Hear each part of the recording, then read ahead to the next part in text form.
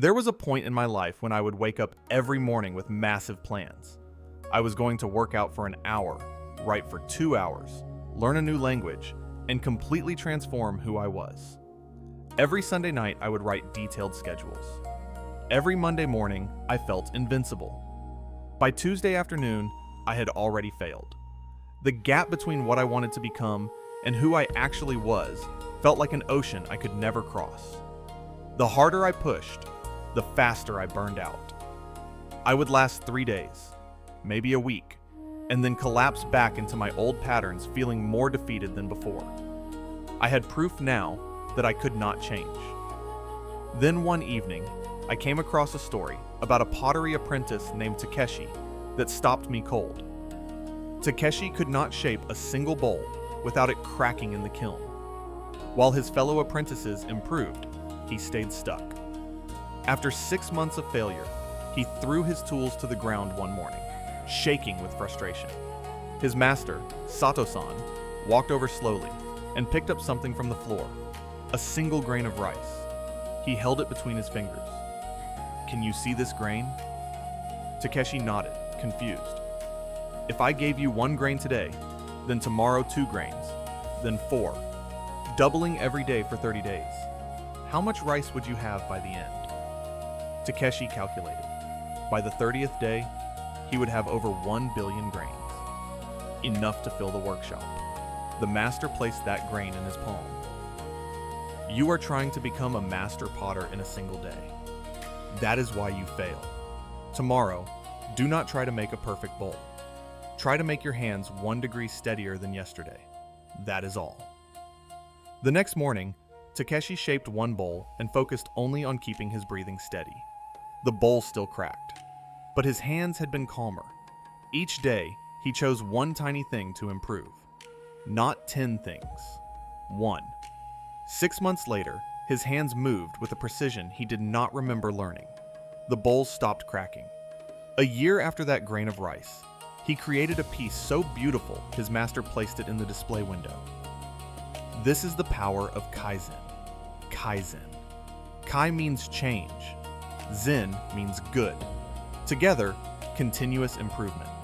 But this is not the dramatic transformation we chase in the West. I know because I lived that failure for years. Every January, massive transformation plans. New everything. I felt unstoppable for 3 days. Then, my body hurt from impossible workouts. My brain exhausted from learning 3 skills at once. By January 10th, I was back where I started, except now I felt worse. This cycle repeated itself. Make big promises. Feel inspired. Push hard. Burn out. Give up. The problem was not my discipline. The problem was trying to climb an entire mountain in a single leap. Your brain resists massive sudden changes. Your nervous system sees this as danger and activates alarm systems. This is why dramatic change feels so hard. It is not weakness. It is your mind protecting you.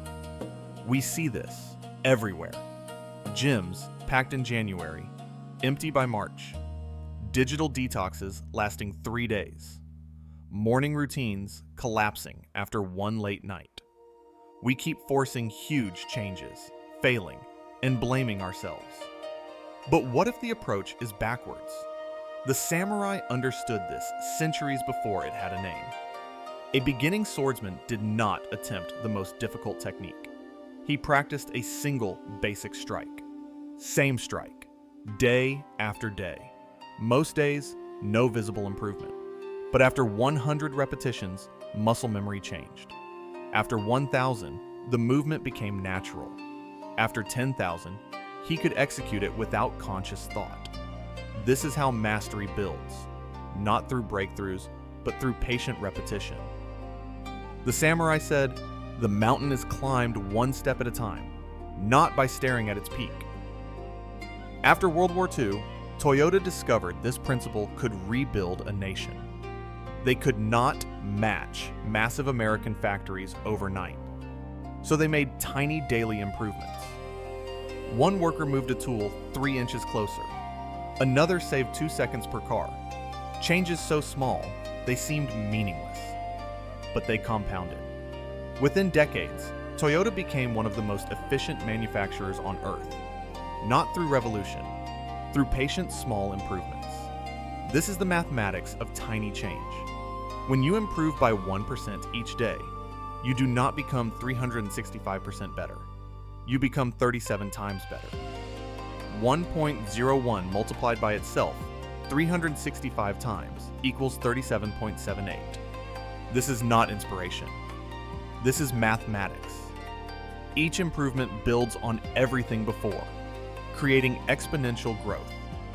Most people miss this because the first week feels like nothing is happening. This is exactly when people give up. They think it is not working. But this is when the foundation is being built. There was a man in Osaka learning Kyudo, Japanese archery. On his first day, the teacher said, "Shoot 3 arrows. Focus on your breath. Notice the tension in your thumb. Watch the path. That is all." 3 arrows. The student felt insulted. He had come to learn from a master.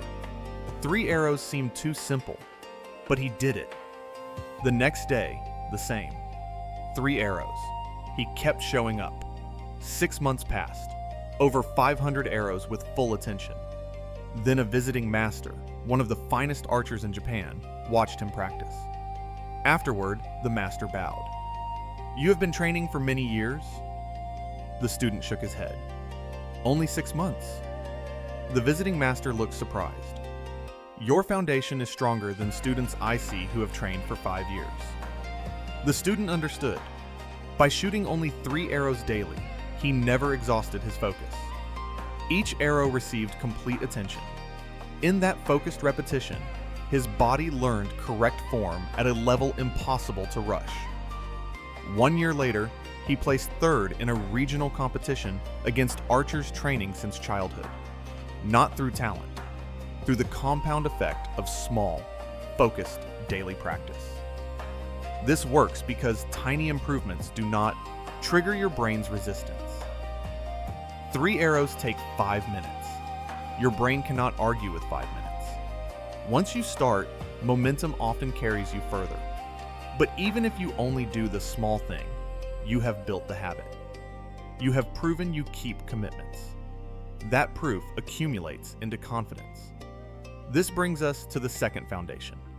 Focus on process, not outcome. Most people set outcome goals.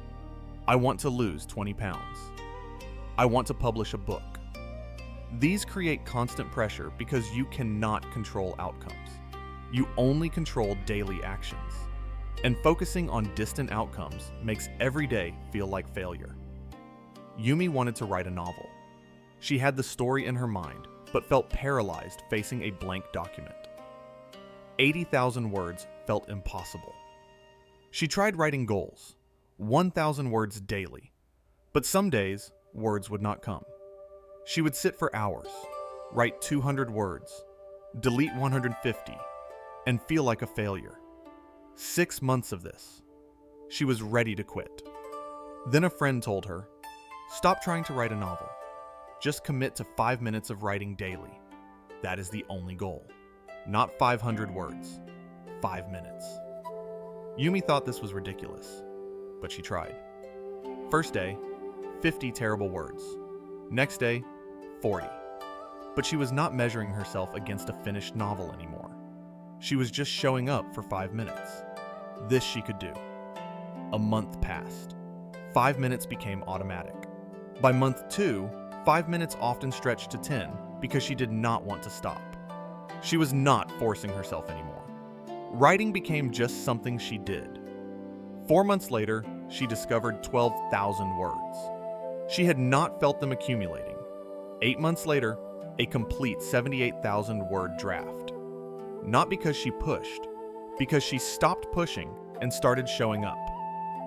When you focus on process, you train yourself to find satisfaction in the action itself, not just the result. This is how discipline becomes natural instead of forced. The samurai called this shugyo. The student does not train to win the next match. The student trains because training is the path. The third foundation. Sometimes improvement comes not from adding more, but from removing what drains you. Hiroshi in Tokyo felt exhausted every day. He tried adding productivity systems, morning routines, time management techniques. Nothing worked. He felt more exhausted because now he had systems to maintain. Then a colleague asked, "What if you stopped adding and just removed one thing that exhausts you?" Hiroshi started paying attention. He checked his phone 60 times before lunch. Every notification pulled his focus. He drank 4 coffees that made him jittery. He said yes to every meeting, even irrelevant ones. Small leaks draining his energy daily. So he deleted 3 apps, reduced coffee to 2 cups, declined 1 unnecessary meeting weekly, each change tiny. Together, they gave him back hours of energy. Within 2 months, better work in less time. Not because he added productivity, because he removed what was stealing it. This applies everywhere. Want to eat better? Remove 1 processed snack. Want to sleep better? Remove phones from the bedroom. Want to focus better? Remove 1 distraction source. The samurai practiced this through mu, or emptiness. They understood real strength comes from what you choose not to carry. A skilled swordsman does not win by learning 100 techniques. He wins by removing every unnecessary movement from 3 techniques he has mastered. Why does Kaizen work when everything else fails? Because it works with your brain, not against it. Dramatic change triggers your brain's alarm system. Unknown territory could contain threats. So your brain activates resistance, overwhelming cravings, exhaustion, magnetic pull to familiar patterns. This is not weakness. This is protection. But tiny changes slip under the radar. Your brain does not register 1% improvement as threatening. No alarm, no battle, no superhuman willpower needed. Additionally, Kaizen is sustainable forever. Extreme effort eventually crashes, but easy change can be maintained indefinitely. Sustainable small progress always beats unsustainable big effort. Someone writing 1 page daily for a year produces a 365-page book. Someone writing frantically for 1 week produces nothing that lasts. Time and consistency multiply small actions into remarkable results. There is one more thing. Kaizen builds identity. Every time you keep a small commitment, you prove you are someone who does what they say. Every 5-minute practice reinforces the identity of a practitioner. You are no longer trying to write. You are a writer. You are no longer trying to be healthy. You are someone who takes care of their body. That identity shift makes change permanent. The samurai became masters by showing up every morning, performing basic movements, improving by margins almost invisible. Yet over years, these margins accumulated into abilities that seemed impossible. After I learned about Kaizen, I stopped trying to transform everything. I chose one thing: 5 push-ups every morning. It felt embarrassing. 5 seemed pathetic, but I did them. Every morning for 1 month. Some mornings easy, some impossible because I was tired, but 30 seconds, so I did them. After 1 month, automatic. So I added 1 more, then 7. By month 3, 20. By month 6, 50. 1 year later, 100 push-ups and pull-ups, 5-minute plank holds. All from refusing to quit something so small that quitting was harder than doing it. That same year, I wrote my first book, 5 minutes daily. I learned Japanese, 3 flashcards each morning. I rebuilt my relationship with my father. 1 text weekly saying I was thinking of him. All from that 1 grain of rice. Find something small. Do it daily. Let time multiply the effort. This is how you build a life that honors who you are. Here is how you begin. 1. Choose one area needing improvement. Just one. Everything becomes easier when you are not scattered. 2. Identify the smallest possible action. So small, you could not talk yourself out of it on your worst day. If it feels too easy, it is right. 3. Commit to this tiny action daily for 30 days. Do not judge whether it works. Just show up. 4. After 30 days of consistency, add one small element. 5. Look for one obstacle to remove. What makes this harder than needed? Remove that friction. Remember, you are not trying to become perfect tomorrow. You are trying to be one grain of rice better than yesterday. Mountains are not climbed through heroic leaps. They are climbed through thousands of small steps, each barely higher than the last. Together, they reach impossible heights. Your transformation will not announce itself with thunder. It will arrive quietly through choices so small others will not notice. But you will. And 6 months from now, when you look back, you will barely recognize who you were. Not because of one dramatic moment, but because of 180 days of honoring small commitments. That is the way of Kaizen. Not dramatic, not flashy, but undeniable. Real strength comes not from forcing change, but from having patience to let change build naturally. One small improvement at a time, until the person you wanted to become is the person you already are.